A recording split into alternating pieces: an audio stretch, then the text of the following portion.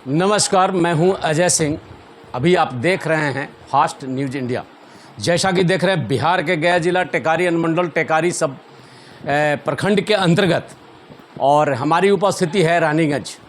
बड़ी मौका से बाबा भेटा गए, जिनका चेहरा आप देख रहे हैं, पहचान के मोहताज नहीं हैं। जाने माने महर्षि गोविंदाचार्य आचार्य जी हैं और हमारी मुलाकात हुई है आज। सबसे पहले मीडिया में आपका स्वागत है सरकार। धन्यवाद, स्वागत आपका भी और आपके जितने चाहने वाले तथा देखने वाले दर्शकगण हैं उन सभी का स्वागत है जी। सरकार, बिहार आने के बाद सबसे पहले कैसा लगा यार? बिहार प्रदेश वस्तुतः इसके नाम में ही इसका अर्थ और भाव छिपा हुआ है। बिहार का अर्थ होता है आनंद। हमारे भगवान का नाम भी है जैसे बांके बिहारी, रमण बिहारी, तो बिहारी अर्थात आनंद से परिपूर्ण। तो ये जो धरा है ये आनंद से भरा है, तो आनंद से परिपूर्ण ये धरा है, यही इसका विशेष। सरकार, आप आपका प्रवचन सुनते हैं और यदा कदा हमेशा प्रवचन में हमारी काफ़ी रुचि रहती है। तो सरकार, ये प्रवचन में हमेशा महर्षि के द्वारा, आचार्य के द्वारा मैंने सुना है कि मनुष्य के दो रूप हैं। आखिर मनुष्य का जो दो रूप है वो कौन कौन सा रूप है सर? मनुष्य का अगर दो रूप के बात करें तो पता ना आपने किस औचित्य से समझा, लेकिन मैं बताता हूँ इसको। वस्तुतः एक भक्त है और दूसरा अभक्त है। इस संसार में दो प्रकार के प्राणी हैं।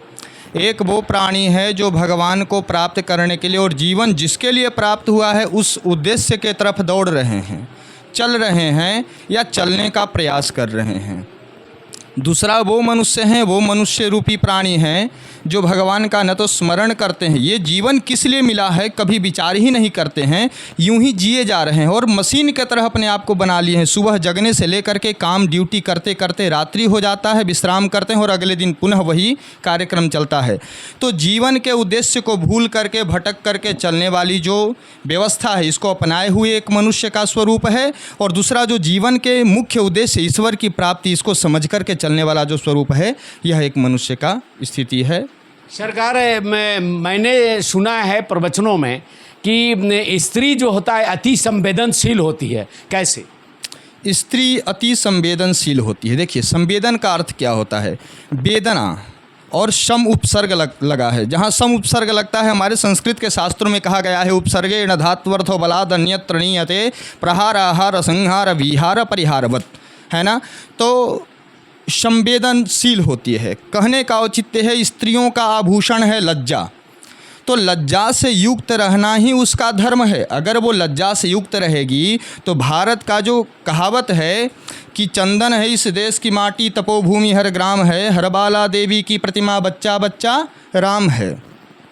हर एक लड़की को देवी के स्वरूप में हम तभी मानते हैं जब वो मर्यादा से जिएगी। संवेदनशील का अर्थ क्या होता है?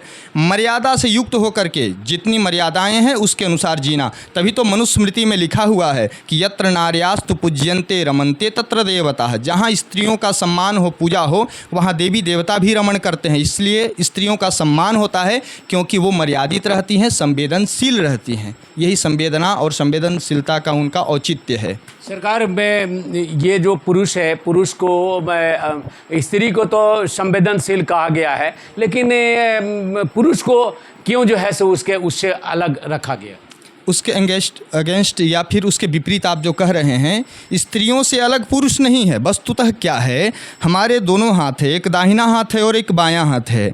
हम भोजन करते हैं तो किस हाथ से करते हैं? दाहिने हाथ से, लेकिन कुछ क्रिया जो है वो बाएं हाथ से करते हैं। सबका अपना अपना कर्तव्य है और जिसके द्वारा जिस कार्य को अच्छे से किया जा सकता है वो अपने द्वारा उस कार्य को कर रहा है। कोई छोटा नहीं है, कोई बड़ा नहीं है, हाथ दोनों है, दोनों में हाथ के रहने वाले कर्म और धर्म हैं, लेकिन दोनों के अलग अलग कार्य हैं। ठीक वैसे ही स्त्री और पुरुष का जो ईश्वर ने विभाजन किया है वो सृष्टि कर्म को संचालन करने के लिए किया है।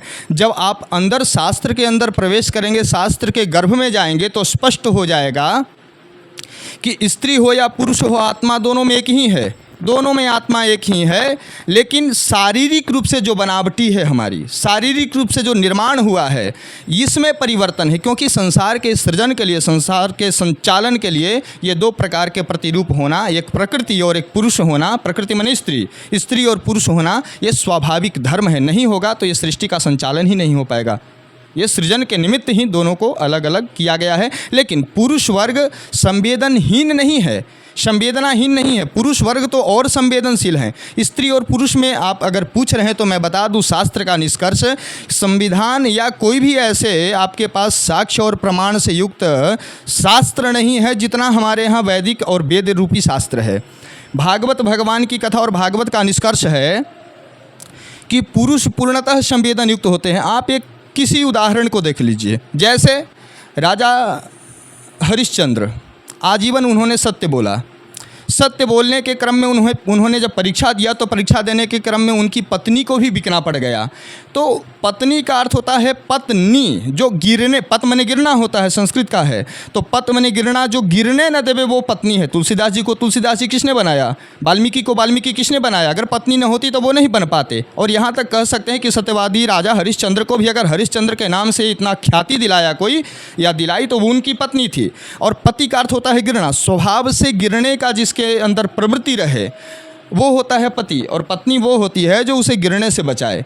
तो वस्तुतः यथार्थता तो ये है कि पति न रहेंगे तो पत्नी का अस्तित्व नहीं, और पत्नी न रहे तो पति का अस्तित्व नहीं। दोनों परस्पर एक दूसरे के बराबर हैं। सरकार, सत्य के मार्ग पे अगर चलते हैं तो हम आपके धर्म को, आपके जो कहा जाए कि आपके जो रास्ते बताए हुए रास्ते मार्ग हैं उस पर अनुसरण करें तो हम अध्यात्म ग्रहण कर सकते हैं। बिल्कुल बिल्कुल, सत्य के मार्ग पे चल के ही अध्यात्म को ग्रहण किया जा सकता है। एकमात्र पूरे विश्व में आध्यात्मिक मार्ग ही है जो सत्य से जुड़ा हुआ है। सत्य नारायण, नारायण के सिवा सत्य कुछ है ही नहीं। ये जगत, ये जो दिख रहा है, जगत में जो दिख रहा है, जो चल रहा है, ये भान हो रहा है। असत्य में भी सत्य की अनुभूति है, लेकिन है ईश्वर के द्वारा सृजित तो इसमें भी सत्यता है। लेकिन जो वास्तविक सत्य है वो आध्यात्मिक मार्ग में है। इसलिए सत्य के द्वारा अगर आप चलना शुरू करेंगे तभी जाकर के आध्यात्म में डुबकी लगा पाएंगे और जीवन का कल्याण भी कर पाएंगे। असत्य के मार्ग पे कभी जीवन का कल्याण नहीं हो सकता है। अध्यात्म महासागर है या सागर है सरकार? महासागर और सागर, पहले सागर के अर्थ समझिए। सागर माने होता क्या है? अगर महासागर और सागर में विभाजन करते हैं तो महासागर से क्या समझते हैं, सागर से क्या समझते हैं? सागर माने सामान्य नदी आप कहेंगे, और महासागर माने हिंद महासागर इत्यादि आप कहेंगे, समुद्र।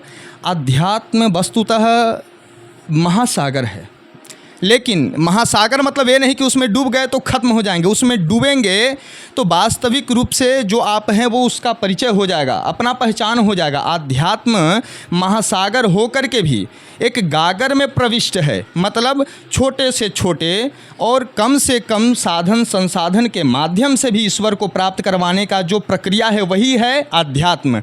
और इसे आप सागर कहिए या गागर कहिए, कोई फर्क नहीं पड़ता है, ये सब जगह विद्यमान है। बहुत बहुत धन्यवाद सरकार। और हमारे बीच जो है आचार्य गोविंदाचार्य महाराज जी थे, और अभी आप सीधा लाइव आप देख रहे हैं, स्टूडियो से जुड़े हुए हैं। और मैं कहूँगा बिहार के अंदर इनकी पहली यात्रा है, और इस यात्रा में जो है गोविंदाचार्य जी का स्वागत और समारोह में इस तरह से वार्ड कमिश्नर हमारे अशोक जी के द्वारा जो आज शिव प्राण प्रतिष्ठा जो चल रहा है यहाँ पर यज्ञ, इस यज्ञ में इनका स्वागत, भव्य स्वागत हुआ। और मीडिया के साथ मुखातिब होते हुए गोविंदाचार्य जी ने जो स्पष्ट कहा अध्यात्म महासागर है और इसमें डुबकी लगाएगा तभी जो है आप अमृत पाओगे। इसी के साथ हमें स्टूडियो वापस ले चलते हैं। धन्यवाद।